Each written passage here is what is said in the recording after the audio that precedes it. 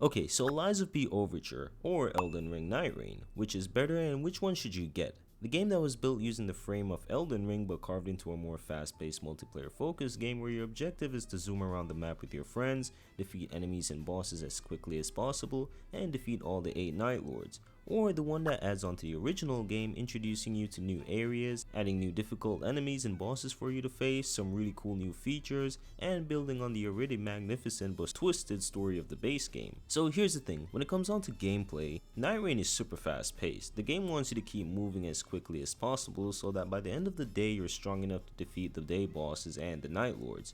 Each characters have different skills and abilities, and overall the combat is basically Elden Ring but faster and honestly better. Now with Overture, the gameplay is basically what you're used to already in the base game of Lies of P. The combat is a mixture of Bloodborne and Sekiro, albeit a bit slower. The DLC introduced some new Legion arms and weapons, some of these being the best in the game, especially the Monad Sword, which can make you feel like Virgil. The bosses in both games are great for the most part, but I do feel like the Night Lords from Nightreign takes the win. Don't get me wrong, Overture had some good bosses like Markiona and the final boss, but other bosses in the DLC were very hit or miss for me, while in Nightreign the quality of the bosses were very consistent, especially the final one. All in all, if you want something a bit more fast paced, multiplayer focused, with some great enemies and bosses to face, then Nightreign may be for you. But if you want a more story-driven expansion that adds some cool new weapons, bosses and features, and the combat is more of a slower pace, then Overture may be the best pick.